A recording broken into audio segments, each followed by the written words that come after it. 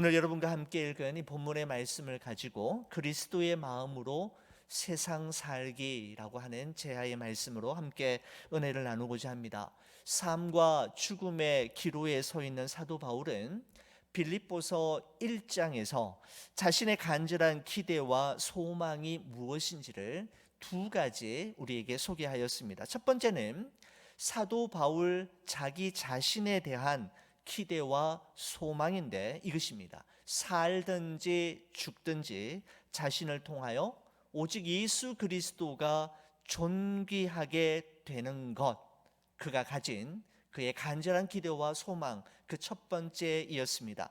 빌립보서 1장 20절에서 21절 말씀에 보시면 나의 간절한 기대와 소망을 따라 아무 일에든지 부끄러워하지 아니하고 지금도 전과 같이 온전히 담대하여 살든지 죽든지 내 몸에서 그리스도가 존귀하게 되게 하려 하나니 이는 내게 사는 것이 그리스도니 죽는 것도 유익함이라. 그는 이렇게 고백한 바 있습니다. 사도 바울에게 중요한 것은 자신이 지금 감옥 안에 있는가, 감옥 밖에 있는가, 매여 있는가, 풀려 있는가, 죽느냐 사느냐가 문제가 아니라 살든지 죽든지 자신의 모든 삶을 통하여 오직 예수 그리스도만을 높이고 오직 예수 그리스도만이 존귀히 여김을 받는 것, 바로 그것이야말로 자신의 삶의 이유이자 존재 목적임을 분명하게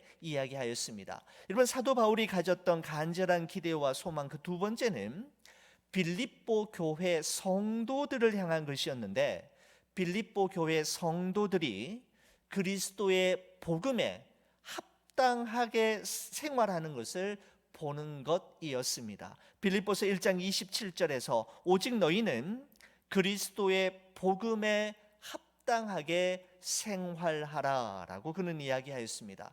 그리스도의 복음에 합당하게 생활하는 삶이란 그들이 매일매일 살아가는 삶의 모든 자리에 그리스도의 사랑과 섬김이 묻어나는 삶을 살아가는 것뿐만 아니라 이 땅에 보낸 그리스도의 편지와 그리스도의 향기로 이 세상을 살아가는 것을 의미합니다. 여러분, 그러면 우리가 어떻게 사는 것이 그리스도의 복음에 합당하게 살아가는 삶일까요? 사도 바울은 오늘 본문 빌립보서 2장 5절에서 단도직입적으로 이렇게 이야기합니다. 너희 안에 이 마음을 품으라 곧 그리스도 예수의 마음이니 라고 하였습니다. 여러분, 우리가 11월 한 달 동안에 암송했던 말씀이기도 합니다. 여러분, 그렇다면 우리 그리스도인들이 품고 살아가야 할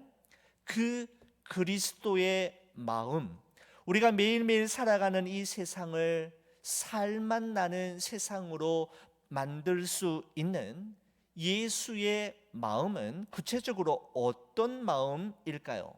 사도 바울은 그리스도 예수의 마음이 어떤 마음을 이야기하는 것인지를 언급하기 전에 그리스도 예수가 어떤 사람인지 누구인지에 대해서 먼저 이야기를 하고 있습니다. 자, 6절의 말씀을 보시면 이렇게 이야기합니다. 그는 근본 하나님의 본체시나라는 표현이 있습니다. 여러분, 여기서 우리가 지나치지 말고 꼭 유념해서 보셔야 할 두 가지 단어가 있는데 근본이라는 단어와 본체라고 하는 단어입니다. 여러분, 근본이라는 이 표현 속에는 시간적인 의미가 담겨져 있는데 시간적인 의미를 담아서 이 근본이라고 하는 단어를 해석한다면 여러분 이런 의미를 가지고 있습니다. 원래부터, 처음부터, 영원 전부터라고 하는 의미가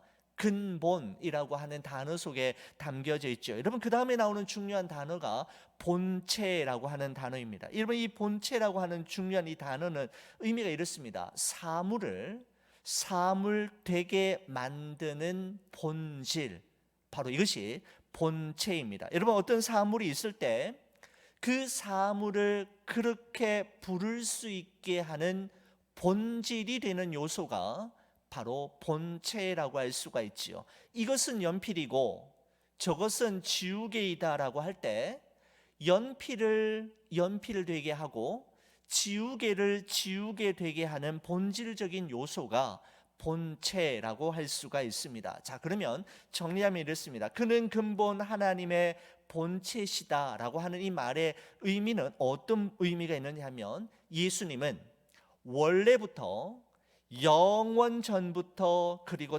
처음부터 완전하신 하나님이셨고 하나님 자신이셨다라고 하는 의미가 담겨져 있습니다. 여러분, 예수님은 누구이십니까? 바로 하나님이심을 말씀하고 있는 것이죠. 하나님 자신이며 완전하신 하나님이심을 그는 근본 본체이시다라고 하는 표현 속에 담겨져 있는 것입니다. 그리스도 예수가 누구인지 어떤 분이신지에 대한 또 하나의 설명이 이어서 나오는데, 여러분 6절과 7절 말씀입니다. 이렇습니다. 그는 근본 하나님의 본체시나 하나님과 동등됨을 취할 것으로 여기지 아니하시고 오히려 자기를 비워 종의 형체를 가지사 사람들과 같이 되셨고 라고 말씀하고 있습니다. 사람들과 같이 되셨다, 이 표현 우리가 주목해서 보실 표현입니다. 즉 근본 하나님의 본체이시고 하나님과 동등하신 예수 그리스도께서 사람이 되셨다라는 것입니다. 여러분, 우리와 똑같은 사람의 모습으로 하나님께서 인간 세상 속으로 인간의 역사와 시간 안으로 들어오셨다라는 것입니다. 여러분, 이것을 조직신학에서는 좀 특별한 단어를 쓰고 있는데 성육신, 인카네이션이라는 단어를 쓰고 있습니다. 바로 하나님이 자기 스스로를 인간으로 낮추신 것을 이야기하는 단어입니다. 여러분, 개나 고양이 같은 애완동물을 사랑하는 사람들이 많이 있지요. 여러분, 그렇지만 어느 누구도 개나 고양이가 되고 싶어 하는 사람은 아무도 없을 것입니다. 개나 고양이와 같은 애완동물을 좋아하는 사람이 많이 있지만 어느 누구도 그 좋아하고 사랑하는 개와 고양이가 되고 싶어 하는 사람은 없지요. 여러분, 그런데 하나님이 사람이 되신 것은 사람이 개나 고양이가 되는 것보다 훨씬 더 낮아지고 비천해지신 사건이었습니다.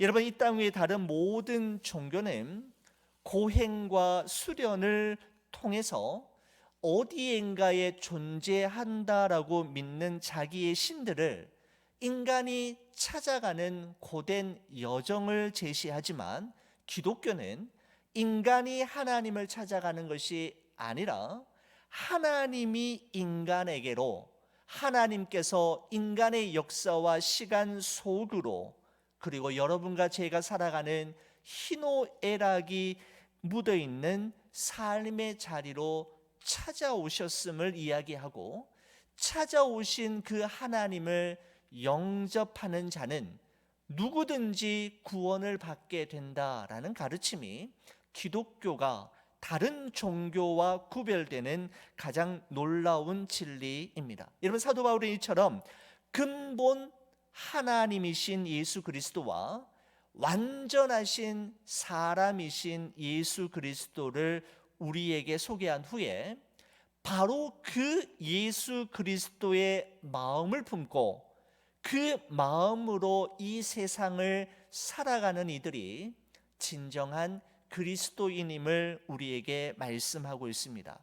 여러분, 기독교 고전 가운데 토마스 아켄피스가 1441년에 쓴 그리스도를 본받아라고 하는 Imitation of Christ라고 하는 책이 있습니다. 여러분, 그리스도를 본받아라고 하는 책은 존 버년의 철로 역정과 더불어서 성경 다음으로 가장 많이 사랑받고 읽혀진 기독교 고전 베스트 중에 베스트셀러 작품입니다. 여러분 꼭 철로 역정과 그리스도를 본받아라고 하는 책은 읽어보셔야 하고 여러분의 서재에 반드시 꽂혀 있어야 할 책 중에 많은 책들 중에 한 권입니다.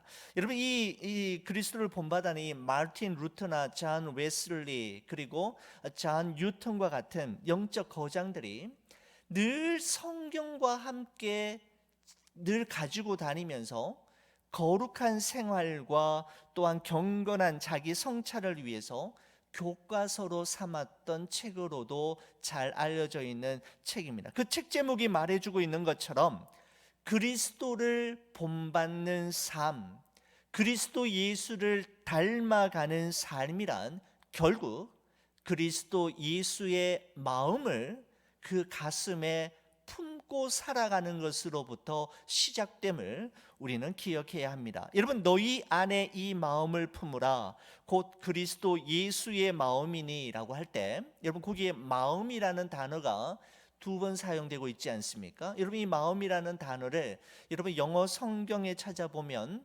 마인드, 생각이라는 단어를 쓰고 있고요. 또 다른 번역본에서는 마인드셋이라고 하면서 사고 방식, 마음의 태도 이런 단어를 사용하고 있는 것을 보게 됩니다. 여러분 그래서 영어 성경의 번역에 맞게 그리고 원문 성경에 보다 근접하게 이 구절을 번역한다면 여러분 이런 의미입니다. 너희 안에 이 생각을 품으라 또는 너희 안에 이것을 생각하라. 어떤 생각이냐면 곧 그리스도 예수의 생각이니 라고 번역을 하는 것이 이런 보다 더 근접한 원문에 가까운 번역이라고 볼 수가 있겠습니다. 여러분 그렇습니다. 생각이 중요하지요. 어떤 생각을 가지고 살아가는가라는 것이 결국은 그 사람이 어떤 사람인가를 말해준다라고 해도 여러분 과언은 아닐 것입니다. 거대한 유조선이나 유람선의 진행 방향을 결정하는 것이 바로 조타실에 있는 조그마한 키인 것처럼 그리스도인의 삶을 결정하는 것은 그 그리스도인이 날마다 하는 생각과 날마다 가지고 살아가는 마음가짐입니다. 여러분 그래서 지금의 나는 지난날 내가 선택한 생각들의 결과물들이고 앞으로의 나는 지금부터 내가 선택하는 생각들의 결과물이 될 것입니다. 그만큼 생각은 너무나도 중요하죠.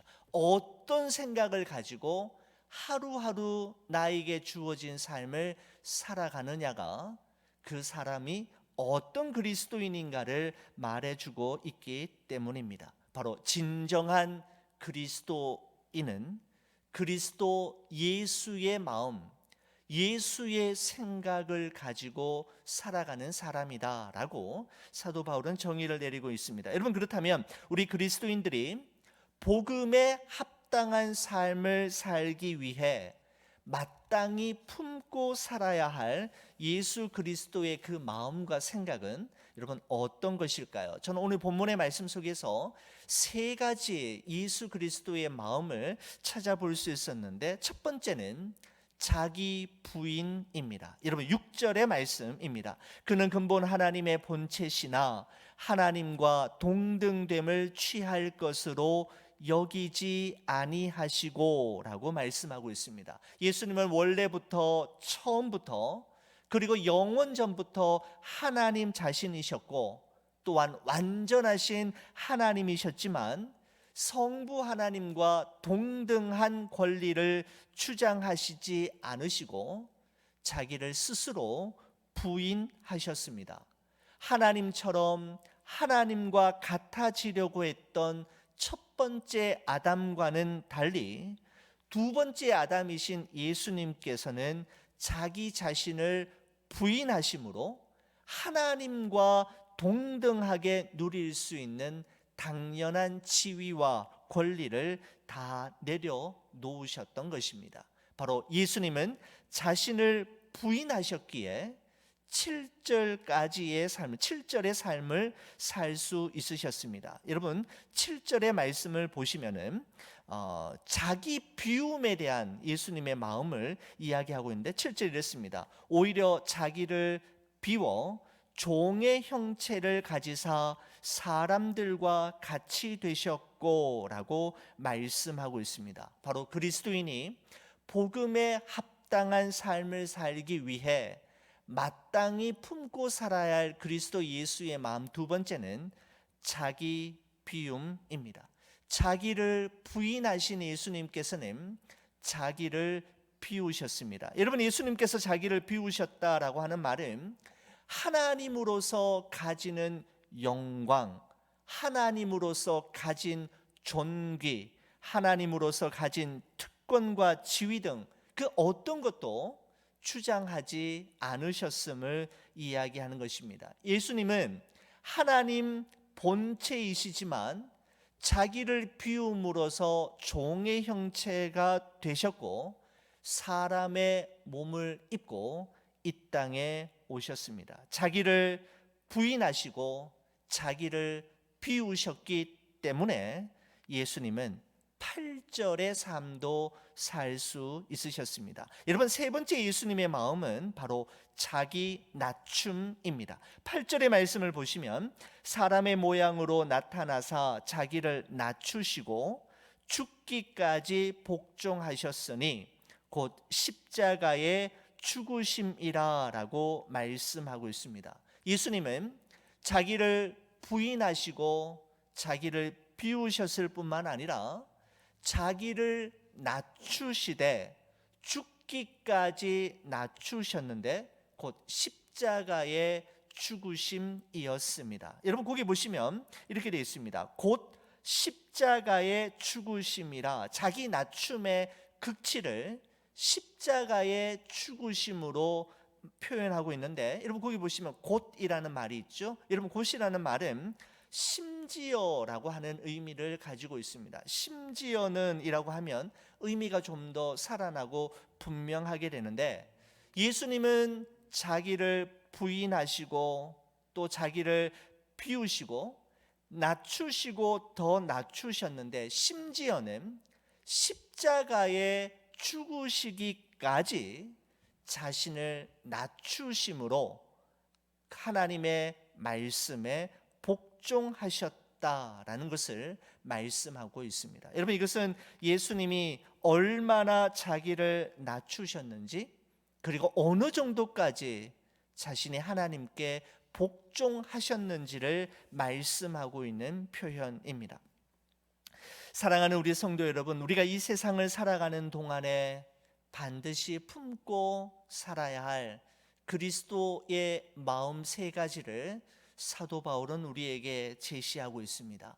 그것은 바로 자기 부인, 자기 비움, 그리고 자기 낮춤, 그리고 부인과 비움과 낮춤의 극치인 자기 십자가를 지는 삶이야말로 그리스도를 따르는 그리스도인의 삶임을 우리에게 말씀해 주고 있는 것입니다. 여러분, 그런데 가장 힘든 것이 이것이지 않습니까?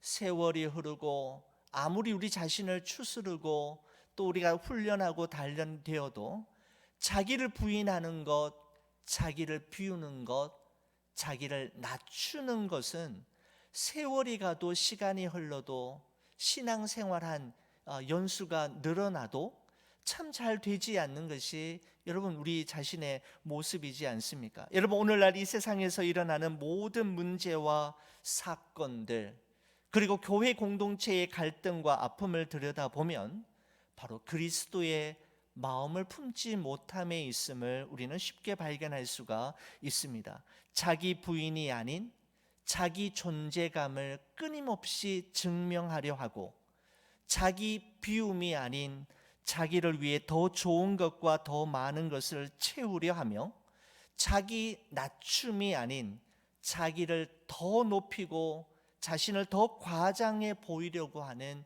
마음이 우리 속에 있기 때문에 우리 공동체가 힘들어지고 갈등을 경험하게 되는 것입니다. 여러분, 오래전 우리 한국에서 시인과 촌장이라고 하는 그룹으로 아주 유명했던, 그리고 지금은 목회자가 되신 우리 하덕규라고 하는 우리 목사님이 계십니다. 여러분, 그분의 곡 중에 가시나무라고 하는 여러분 자작곡이 있지요. 말씀을 준비하면서 이 하덕규 목사님의 가시나무라고 하는 이 노래의 가사가 생각이 나서 찾아보았습니다. 여러분, 이렇습니다. 내 속엔 내가 너무도 많아 당신의 쉴 곳 없네. 내 속엔 헛된 바램들로 당신의 편할 곳 없네. 내 속엔 내가 어쩔 수 없는 어둠, 당신의 쉴 자리를 뺏고, 내 속엔 내가 이길 수 없는 슬픔, 무성한 가시나무 숲 같네. 바람이 불면 그 메마른 가지 서로 부대끼며 울어대고, 쉴 곳을 찾아 지쳐 날아온 어린 새들도 가시에 찔려 날아가고, 바람만 불면 외롭고 또 괴로워 슬픈 노래를 부르던 날이 많았는데, 내 속엔 내가 너무도 많아 당신의 쉴 곳 없네 라고 하는 가사가 구절구절마다 마음에 참 와닿았습니다. 여러분, 우리 안에서 발견되는 수많은 가시들, 즉 교만한 내 자아와 얄팍한 자존심, 헛된 바램들, 어쩔 수 없는 어둠과 이길 수 없는 슬픔들, 바로 이 모든 가시들은 우리가 예수 그리스도의 마음을 품고 살아가지 못함으로 어느덧 우리의 마음속에 자라난 악한 가시들입니다. 바로 자기 부인, 자기 비움, 자기 낮춤의 삶을 살지 못함으로 생겨난 결과물이라고 할 수가 있는 것이죠. 그래도 내가 교회 직분자인데, 내가 교회 다닌 연수가 얼만데 라는 생각을 가지고 있는 한 그 사람의 내면에는 결코 그리스도 예수의 마음이 자리 잡을 만한 곳을 발견할 수가 없을 것입니다. 만약에 예수님께서 그래도 내가 하나님의 아들인데 라는 마음을 가지셨다면, 그분은 하늘의 영광스러운 보좌를 떠나 인간의 몸을 입고 이 땅에 내려오시지 않으셨을 것이고, 예수님께서 만약에 그래도 내가 하나님의 아들로 자존심이 있지라는 생각을 하셨다면, 자기 부인, 자기 비움, 자기 낮춤의 길을 선택하지 않으시고 십자가에 죽으시기까지 복종하지 않으셨다면, 여러분과 저는 여전히 죄와 사망의 종로로 타는 삶을 살아갈 수밖에 없었을 것입니다. 여러분, 하나님께서는 한 사람의 인생을 넘치도록 채우시기 전에 먼저 비우는 일부터 하십니다. 온전히 비우면 비울수록 비우게도 하시고 채우게도 하시는 분이 누구인지를 알게 되기 때문입니다. 여러분, 하나님께서는 우리의 인생을 높이시기 전에 먼저 낮추시는 일부터 하십니다. 철저히 낮아지면 낮아질수록 낮추기도 하시고 높이기도 하시는 것이 누구의 손에 달려 있는지를 알게 되기 때문입니다. 하나님께서는 한 사람의 인생을 더 좋은 것을 더 많이 주시기 전에 먼저 더 많이 내려놓게 하십니다. 내려놓으면 내려놓을수록 하나님의 역사하심을 더 선명하게 경험할 수 있기 때문입니다. 여러분, 하나님의 사람들은 남들보다 더 많이 채우고, 남들보다 더 높이 올라가고, 남들보다 더 많이 소유함으로 위대한 신앙인의 삶을 살게 된 것이 아니라, 오히려 자기를 부인하고 자기를 비우고 자기를 낮추고 내려놓음으로 위대한 신앙의 족적을 남길 수가 있었던 것입니다. 자, 여러분, 그런데 오늘 본문의 말씀에 보면 그리스도의 마음을 가지고 세상을 살아가는 사람, 이 그리스도인들에게, 살아가는 그리스도인들에게 주어지는 하나님의 특별한 선물이 있음을 우리에게 말씀하고 있습니다. 우리가 함께 나누었던 6절에서 8절까지의 말씀은 예수님께서 주어가 되셔서 예수님이 행하신 일이라면, 여러분 9절에서 11절까지의 말씀은 하나님이 주어가 되셔서 하나님이 행하신 일을 말씀하고 있습니다. 여러분, 그래서 9절을 보시면은 이러므로 하나님이라고 이야기하고 하면서 여러분 9절에서 11절까지의 말씀이 나오는데, 우리 9절에서 11절까지 말씀 우리 같이 한번 저와 함께 읽어 주시겠습니까? 같이 봅니다. 이러므로 하나님이 그를 지극히 높여 모든 이름 위에 뛰어난 이름을 주사 하늘에 있는 자들과 땅에 있는 자들과 땅 아래에 있는 자들로 모든 무릎을 예수의 이름에 꿇게 하시고 모든 입으로 예수 그리스도를 주라 시인하여 하나님 아버지께 영광을 돌리게 하셨느니라, 이렇게 말씀하고 있습니다. 여러분, 예수님은 근본 하나님의 본체이시지만 하나님과 동등됨을 취할 것으로 여기지 아니하시고 오히려 자기를 부인하시고 비우시고 낮추시되 심지어는 십자가에 죽으시기까지 하셨는데, 그렇게 하신 것으로 끝난 것이 아니라 예수님께서 그렇게 하시자 하나님께서 예수님을 높여주셨노라고 말씀하고 있습니다. 예수님을 지극히 높여주시되 모든 이름 위에 뛰어난 이름을 주시며 하늘과 땅과 땅 아래에 있는 모든 자들로 예수의 이름 앞에 무릎 꿇게 하시고 예수를 주라 시인함으로 하나님께 영광이 되게 하셨노라고 말씀하고 있습니다. 낮추면 하나님께서 높여주심을 말씀하고 있는 것이죠. 비우면 하나님이 채워주심을 말씀하고 있는 것입니다. 자기 자신을 부인하면 하나님이 드러내시고 만인에게 나타나게 해 주실 것임을 말씀하고 있는 것이죠. 여러분, 베드로전서 5장 5절에서 6절의 말씀을 보면 이렇습니다. 하나님은 교만한 자를 대적하시되 겸손한 자들에게는 은혜를 주시느니라. 그러므로 하나님의 능하신 손 아래에서 겸손하라. 때가 되면 너희를 높이시리라 라고 말씀하고 있습니다. 여러분, 여기서 때가 되면이라고 하는 단어를 제가 영어 번역본에 찾아보니까 in due time이라고 번역한 것이 있고 at the proper time이라고 번역한 것이 있었습니다. 하나님의 정하신 때에, 하나님이 보시기에 적절한 때에, 시간에 반드시 그를 높여주시겠다라는 것입니다. 그렇습니다. 하나님의 때에 하나님의 방법으로, 그리고 하나님께서 높이셔야 진짜 높아지는 것입니다.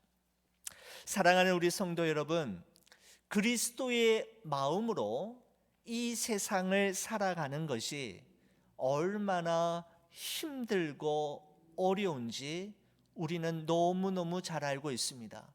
이 말씀을 준비하고 묵상하면서 저에게 너무 부담스러운 말씀으로 성도들에게 이렇게 어떻게 살아갈 수 있는가라고 하는 질문 앞에 사실 말씀 준비하는 것이 어려웠습니다. 자기를 부인하고 비우고 낮추며 희생하고 섬기며 살다가는 약육강식과 적자생존의 원리가 지배하는 이 세상에서 우리 그리스도인들은 언제나 이용당하고 무시당하며 손해볼 것 같아 보이기 때문입니다. 여러분, 그러나 하나님께서는 9절에서 11절의 말씀을 통해 하나님이 살아계시기에, 하나님이 우리의 삶을 지켜보고 계시기에 그러한 삶에 도전해 볼 것을 우리에게 권면하고 있는 것입니다. 때가 되면 하나님께서 반드시 높여 주실 것입니다. 그러므로 우리가 이 세상을 살아가는 거룩한 목표와 기준을 낮추어서는 안 됩니다. 우리의 힘으로는 절대로 자기 부인, 자기 비움, 자기 낮춤, 낮추되 십자가에 못 박히기까지 낮출 수 없지만 그렇다고 해서 포기할 수도 없는 삶입니다.